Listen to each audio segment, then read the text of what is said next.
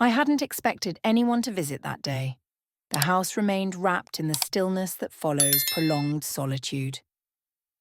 The autumn afternoon at Meadow Ridge was crisp, with golden light streaming through the windows, casting a soft radiance over the wooden floors. I had just finished organising a few books on the shelf when the doorbell chimed. Upon opening it, I was met by Jude, Elisa's boyfriend, his broad frame filling the doorway. His dark hair was slightly unkempt, and an easy smile played at the edges of his lips. He carried a small bakery bag in one hand and a cup of coffee in the other. "Thought you might enjoy this," he said, his voice warm and steady.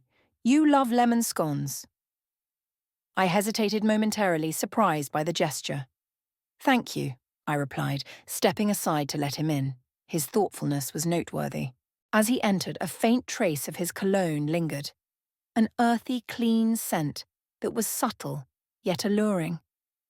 It hung in the air as I closed the door, amplifying my awareness of the quiet intimacy of the space. Elise had mentioned earlier that she intended to visit, but I hadn't anticipated Jude arriving alone. He explained that she had been called away for a work emergency and wouldn't return until much later. He said he only meant to drop these off before heading home, placing the bag on the kitchen counter. We engaged in light conversation, the sort of small talk that fills time without requiring deep thought. He asked about my job, recent activities, and my plans for the upcoming holidays. His attentiveness was disarming, his gaze holding mine a fraction longer than necessary as I poured him a cup of coffee. When I handed it to him, our fingers brushed briefly, a fleeting touch that sent an unexpected ripple through me. I tried to dismiss the feeling, focusing instead on the warmth of the cup in my hands, yet a subtle sensation lingered beneath my skin. We moved into the living room, where the late afternoon sun spilled across the space in golden streaks. Jude settled into the armchair across from me, his broad shoulders relaxed as he leaned back. For a moment I noticed how naturally he fit within my space, as if he had always belonged there. As minutes stretched into hours, our conversation deepened beyond mere pleasantries. Jude spoke of his aspirations and the difficulty of balancing his career with his relationship with Elise, as well as his increasing uncertainty about what he truly wanted in life.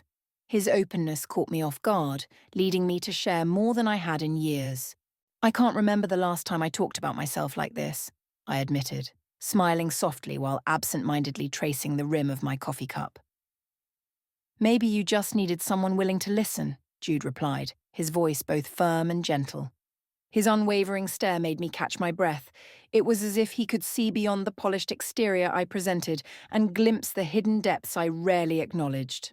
The room felt warmer, or perhaps it was just my perception. I adjusted in my seat, suddenly aware of how my silk blouse clung to my skin, the delicate fabric shifting with each movement. The atmosphere between us grew more charged, thick with an unspoken tension, and I found myself unable to look away. "Jude," I began, my voice quieter than expected, but before I could continue, he abruptly stood. "I should go," he said, shattering whatever had momentarily settled between us. I didn't mean to overstay my welcome. I nodded, unable to ignore the strange mix of relief and longing that washed over me. As he moved toward the door, I followed, my bare feet whispering against the floor. He paused before leaving, glancing back at me with an unreadable expression. "Thanks for the coffee," he murmured, "and for everything." I gave a faint smile, watching as he stepped into the twilight. The door closed behind him, and I lingered in place, staring at the space he had occupied. Just as I turned toward the stairs, I heard footsteps on the porch, followed by the door creaking open. My pulse quickened with an unfamiliar mix of surprise and something else I couldn't quite name. "Forgot my keys," Jude said, stepping back inside. His gaze flickered briefly over me before dropping to the floor, as if he had seen something he shouldn't have. It wasn't until I felt the cool air against my skin that I realized how much of my silk nightgown was exposed in the dim light. His eyes lingered a moment too long, and warmth rushed to my cheeks. "They're in the bathroom," I said quickly. He gestured toward the hallway, gave a small nod, and muttered a quiet thanks before heading in that direction. I remained still, my heart pounding for reasons that had nothing to do with the lateness of the hour. The way he moved, both confident and careful, made the charged atmosphere between us impossible to ignore. As he disappeared down the hallway, I exhaled slowly, trying to steady myself, unaware that the night was far from over. What followed would change everything, leaving me questioning the boundaries I once believed were immovable. A thick silence settled over the room, amplifying every breath, every movement, every unspoken thought. Jude sat across from me, his untouched coffee resting on the table between us. The fading sunlight cast shifting golden hues through the space, accentuating the angles of his jaw and the softness in his eyes whenever he glanced in my direction. I hadn't planned to stay this long, he admitted. The scones and coffee were just meant to be a quick gesture, a casual visit. Yet, as the hours passed, our conversation unfolded with a rare ease, like slipping into a warm bath after an exhausting day. A luxury I hadn't allowed myself in years. I don't think I've ever had a moment to just be like this, Jude reflected, his voice low and deliberate, each word carrying weight I couldn't fully grasp. He leaned forward, elbows resting on his knees, and for an instant, the space between us felt almost non-existent. It's nice, I beamed despite the erratic rhythm of my heartbeat. It is nice to have company, I admitted, my voice quieter than expected in the typically silent house. He nodded, his eyes resting on me a fraction longer than necessary before turning toward the window. Leah always said you had a way of making people feel at home, he murmured, almost as if speaking to himself. There was something disarming about the way he spoke and carried himself. Unlike most young men his age, who often exuded bravado and restless energy, Jude possessed a calmness and quiet assurance that naturally drew others in. At that moment, with the golden light filling the room and his words lingering between us, I felt a shift, a subtle but undeniable pull I couldn't quite define. I stood, needing to break the moment before it became something I wasn't ready to face. "More coffee?" I asked, already reaching for the pot. Jude's slow, effortless smile caught me off guard. "Absolutely," he responded, his gaze following me as I moved toward the kitchen. I could feel the weight of his attention, tracing the line of my back and the sway of my hips. It wasn't intrusive, yet it was unmistakable, stirring an awareness within me. As I poured the coffee, a rush of emotions surfaced, ones I hadn't encountered in years. I tried to focus on the mundane act, hoping it would ground me, but my mind drifted, replaying the slight shifts in his expression and the quiet intensity in his voice when he said my name. I hadn't realized how much I craved true acknowledgement. When I turned back, I saw Jude standing near the window, his broad frame outlined by the fading light. The coffee in my grasp felt insignificant in a moment I didn't fully understand. He turned as I approached, his gaze locking onto mine, carrying a warmth that made the air between us feel charged, heavy with something unspoken. "Thank you," he said, taking the cup from my hands. His fingertips brushed against mine, a fleeting touch that lingered in my thoughts longer than it did in reality. I swallowed hard, forcing a smile as I stepped back, needing space to breathe. "What is it that you want?" The room felt smaller, the space between us shrinking with each passing second. Jude leaned against the window frame, coffee in hand, watching me with an intensity that felt almost too personal. It wasn't just the way his eyes softened when they met mine or the barely there curve of his lips when he smiled. It was as though he could see past the barriers I had spent years building, reaching into the parts of myself I had nearly forgotten. "You don't talk much about yourself," he observed, his voice steady yet quiet. Why did I hesitate? The question caught me off guard. "I don't know," I admitted, my voice softer now. Jude's expression turned pensive. "You seem comfortable being alone." "I've grown used to it." "You don't strike me as someone who should be alone." His words hung between us, deliberate and weighted, making my breath hitch.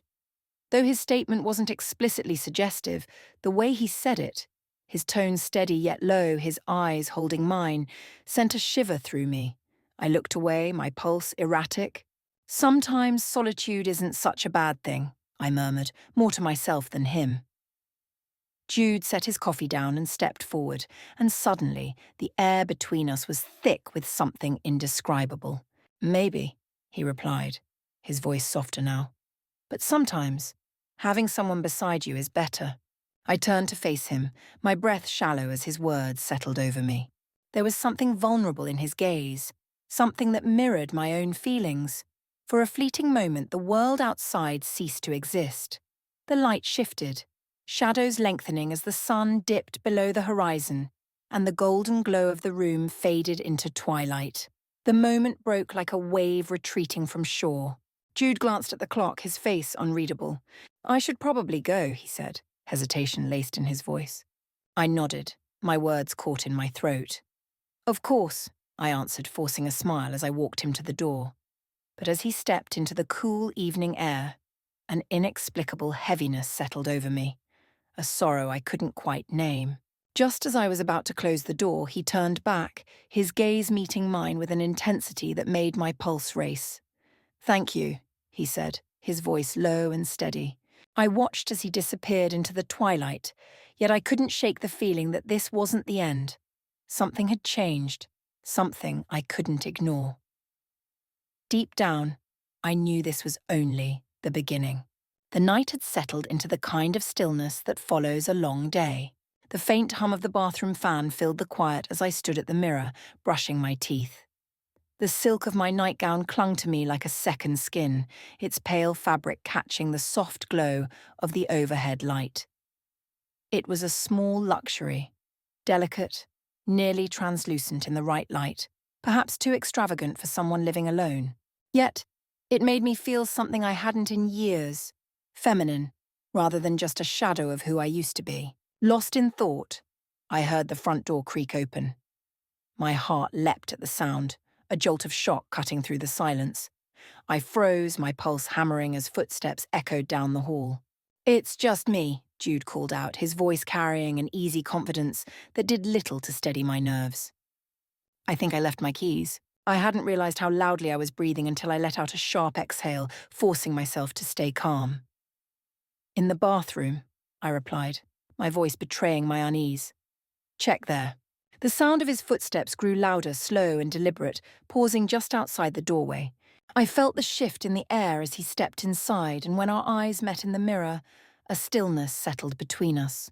Jude stood in the doorway, his broad frame silhouetted against the dim light.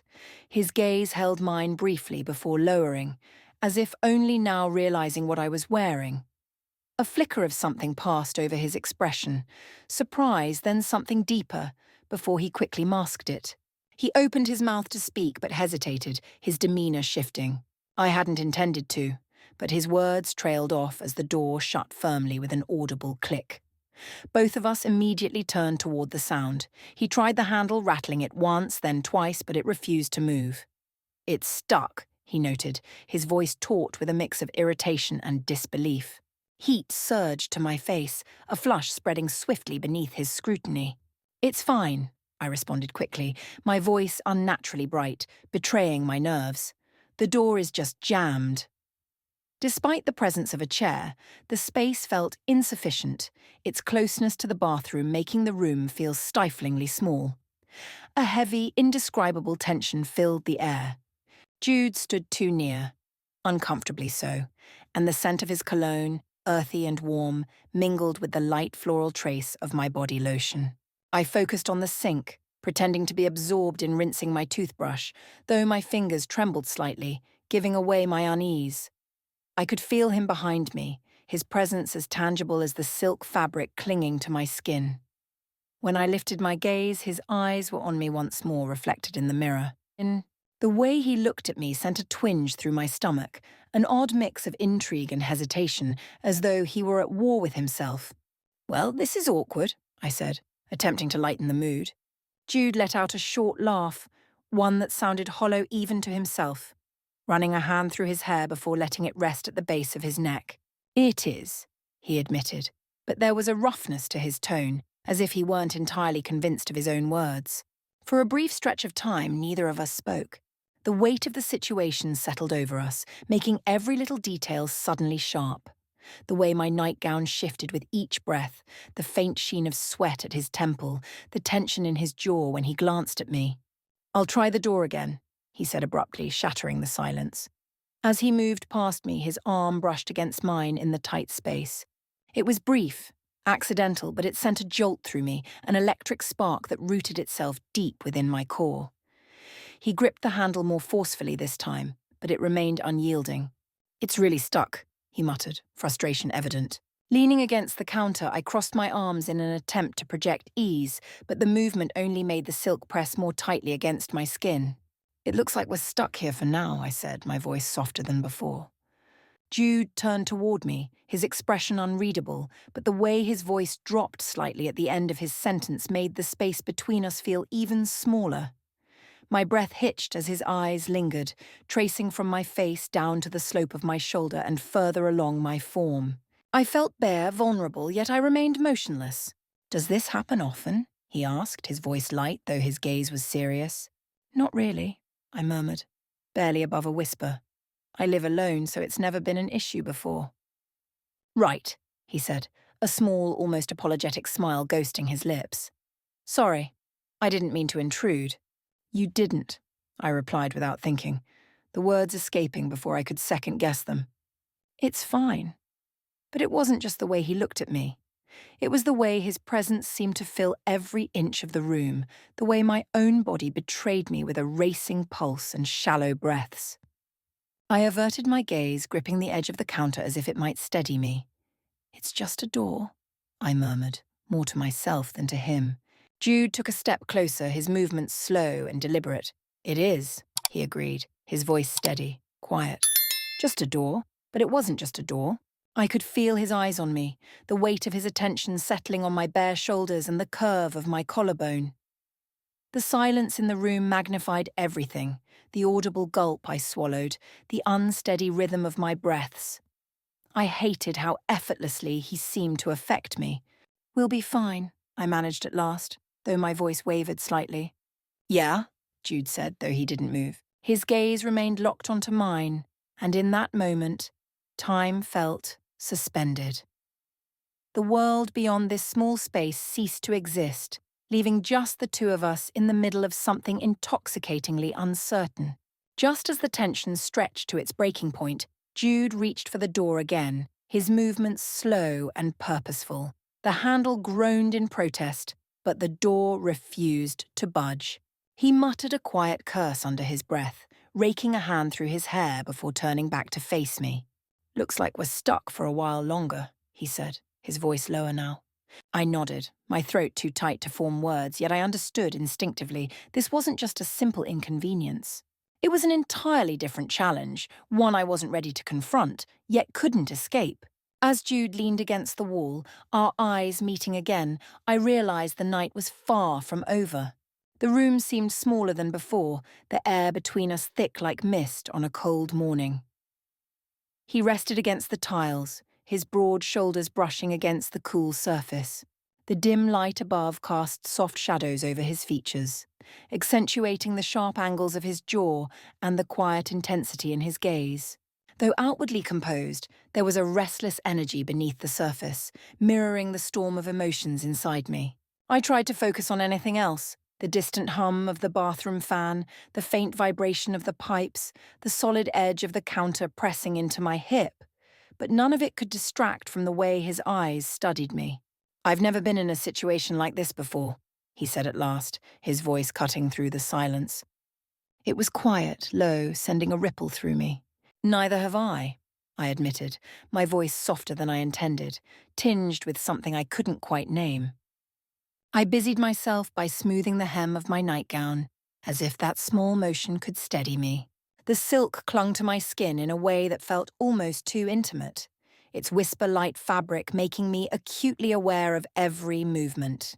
Jude shifted slightly, his actions measured yet deliberate, as if gauging the space between us without disturbing the delicate balance of the moment. "It's strange, isn't it?" he mused, lips curving into a faint, almost knowing smile. "Being trapped like this," I echoed, the words lingering in the charged air.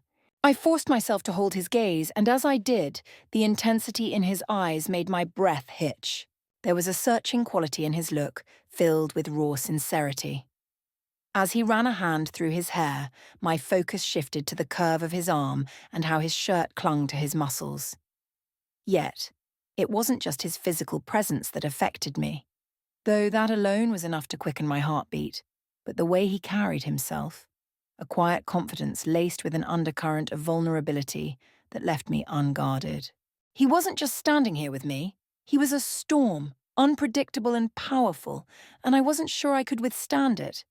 "I don't think I've ever looked at you this way before," he said suddenly, his voice softer now, tinged with something hesitant.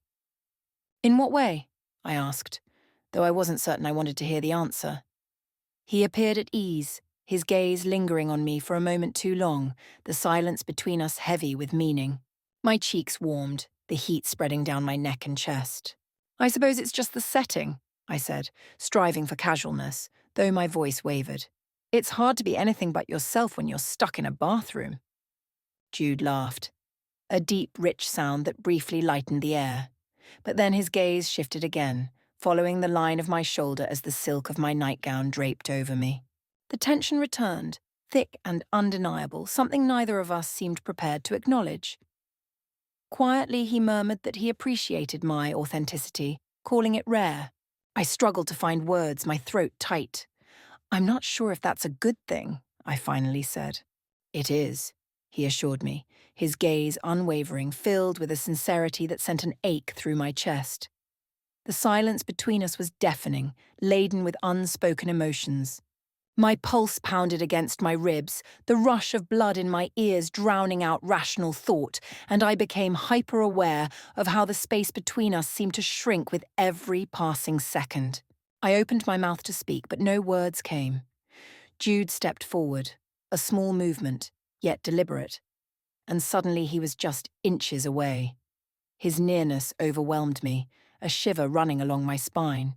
I could see the faint shadow of stubble on his jaw, notice the way his lips parted slightly as he exhaled. "I shouldn't be here," he murmured, though his voice carried the weight of a question rather than a statement. "I should say the same," I replied, but the uncertainty in my tone was evident. My fingers tightened on the edge of the counter, its cool surface grounding me as the moment teetered dangerously. Neither of us moved for what felt like an eternity, the pressure between us pressing down like a force of nature. I could feel his warmth, the steady rhythm of his breathing matching my own. The air was charged, drawing me toward him despite the part of me screaming to step back. Without thinking, I lifted a hand, brushing my fingertips against his arm in the lightest of touches. That small contact shattered the spell, breaking the stillness that had wrapped around us. I pulled away quickly as though burned. "I'm sorry," I muttered, retreating, though the words felt insufficient. "I didn't mean to." "It's okay," he said, his voice even yet quiet. He didn't move back. Instead, he extended a hand slightly, hovering near mine as if awaiting permission. There was no need for an apology, yet the sentiment lingered between us, heavy with an unspoken significance. I looked up at him, my heart pounding so loudly I was certain he could hear it. Our eyes met, and in that instant, the world beyond us ceased to exist. It was just him, just us, suspended in a moment that felt both impossible and inevitable. Then the door rattled. The sound cut through the haze like a sudden clap of thunder, jolting us back to reality. I stepped back, my breath shallow as the weight of what had almost happened settled over me. Jude turned toward the door, his expression unreadable, his shoulders tense. "It's probably just stuck," he said, but his voice was tight, the words hollow, as though he wasn't fully present in them. I nodded, glancing at the door, my fingers trembling as I smoothed down the fabric of my nightgown, trying to regain a sense of normalcy.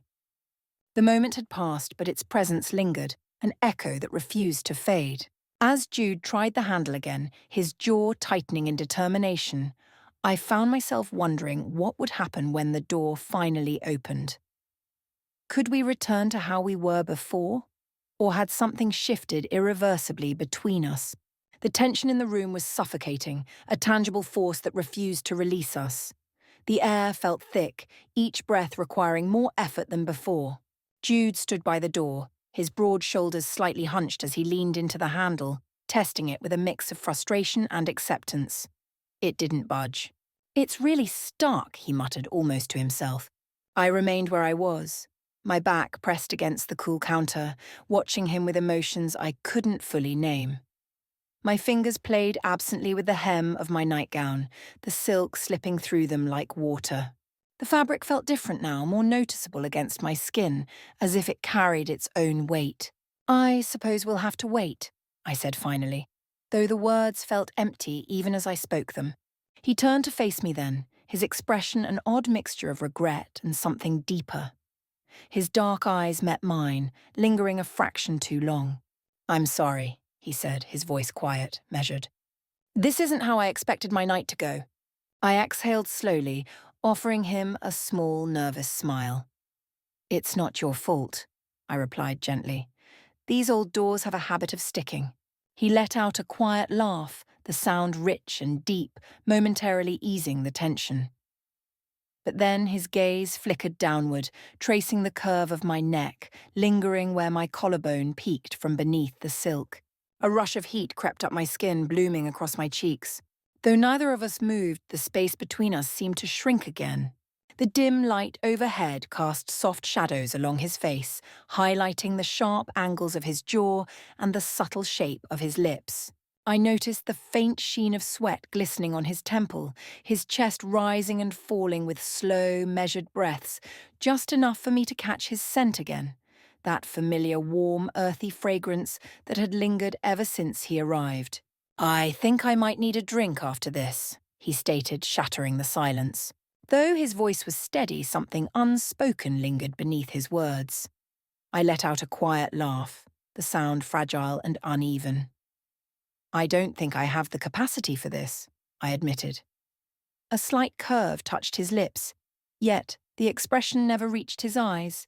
He leaned back against the wall, arms crossing over his chest, making his shirt pull taut over his broad shoulders.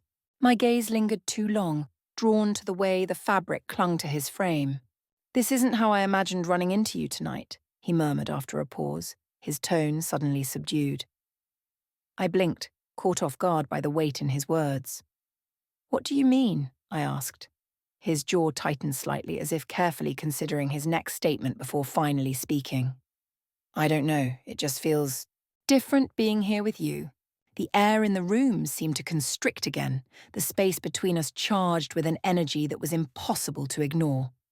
My heart pounded relentlessly against my ribs as I struggled to find something, anything, to say. At last, in a voice barely above a whisper, I admitted, "You aren't quite what I expected." His eyebrow lifted, a faint smirk flickering across his lips, tinged with amusement. I swallowed hard, my throat suddenly dry. "Elisa talks about you a lot," I blurted out, the words tumbling forward unchecked. "But she never mentioned—" I faltered mid-sentence as his expression shifted. The teasing smirk faded, replaced by something more serious, more intense. "What?" he prompted, his voice softer now, sending a shiver through me. I shook my head, breaking eye contact as I tried to steady myself. "It doesn't matter," I insisted, though my voice wavered beneath the weight of the moment. He took a slow step forward, closing the distance deliberately. Suddenly, he was near enough that I could feel the warmth radiating from his body, saturating the space between us. The tension thickened, pressing down like the calm before a storm.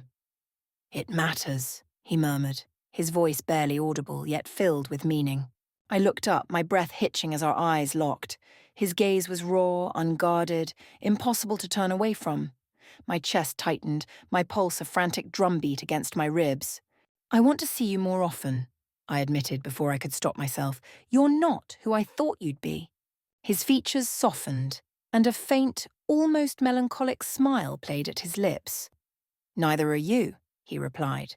The words struck something deep inside me, igniting a fire in my veins. I felt exposed, vulnerable, yet I didn't move. The space between us was thick with something unspoken, something equally exhilarating and terrifying. Almost instinctively, I reached out, my fingertips grazing his arm with the lightest touch. His skin was warm beneath my fingers, and a shudder ran through me. He didn't pull away. Instead, his eyes searched mine, seeking something I couldn't name. I opened my mouth to speak, but the words refused to form. The weight of the moment bore down, suffocating. Slowly, as if unsure, his hand moved, resting lightly atop mine. The touch was barely there, yet it sent my pulse into a frenzy. His fingers brushed against mine, igniting a rush of emotions, fear, longing, anticipation, all at once. For a brief instant, time stilled, leaving only the two of us, caught in something that felt both impossible and inevitable. Then, as though realizing the gravity of it all, Jude withdrew. The motion was deliberate but felt like a wave crashing back into the sea, pulling me along with it. He ran a hand through his hair, his expression unreadable as he glanced away. "I'll try the door again," he said, his voice laced with something I couldn't quite define. I nodded, unable to speak, my throat too tight. But as I watched him turn, I knew something had shifted between us, something irrevocable. He rattled the handle again, but the door refused to budge. The realization settled over me. This wasn't over. The atmosphere in the small space remained dense, charged with an intensity that refused to dissipate. The once steady hum of the bathroom fan had ceased, leaving only our breathing to fill the silence. I pressed against the counter, seeking the cool solidity to ground me. My heart raced as Jude turned back, his expression inscrutable. The locked door served as a quiet reminder of the tension we pretended wasn't there. Yet neither of us had truly tried to fight it. "I guess we really are stuck," he murmured, his voice barely above a whisper. I nodded, unwilling to trust my voice. My hands gripped the counter's edge, knuckles white as I clung to it like a lifeline. The silk of my nightgown clung to my skin in the dim light, revealing more than it concealed. Jude stepped forward, measured and slow, as if testing the invisible boundary between us. The charged air made it impossible to breathe properly. His dark eyes locked onto mine, searching, challenging, drawing me in. For the first time in a long while, I felt something stir deep within me. "I don't think I've ever felt this way before," he confessed, his voice barely above a whisper. "In what way?" I asked, though I wasn't sure if I truly wanted to hear the answer. He hesitated, his jaw tightening as he wrestled with his words. The weight of his unspoken confession hung heavy between us. I inhaled sharply, feeling the space around us collapse. The room suddenly felt unbearably small, the inches between us vanishing with each breath. I could see the faint stubble on his jaw, the way his lips parted slightly as he exhaled. "This is wrong," I finally said, my voice unsteady beneath the weight of the truth I wasn't ready to face. "Maybe," he conceded, his gaze never wavering, "but it doesn't feel that way." A shiver ran through me, a collision of fear and want that I couldn't control. My body betrayed me, drawn toward him as if by an unseen force. Logic screamed at me to step away to put an end to this before it went too far, but I didn't move. Jude reached for me cautiously, his fingers grazing mine in silent question. The touch sent a shudder down my spine, stealing my breath. I should have stepped back. I should have put an end to it. But I didn't. I couldn't. "Jude," I whispered, my voice trembling. "Don't say it's not real," he cut in, his voice low and steady. "You feel it too." His words struck deep, breaking past the walls I had so carefully built. My heart pounded, my breath shallow as I grasped for anything to hold on to, an excuse, a reason, something to tether me back to reality. But there was nothing, only him, standing so close that I could feel the heat of his skin, smell the remnants of his cologne mingling with my own perfume. He lifted a hand, brushing a stray strand of hair from my face. The gesture was so gentle, so intimate, it nearly unraveled me. His fingers lingered along my jaw, and I felt my knees weaken. "This can't happen," I murmured, though even I didn't believe my own words. "Why not?" he asked, his tone soft but firm. "Why not let yourself feel?"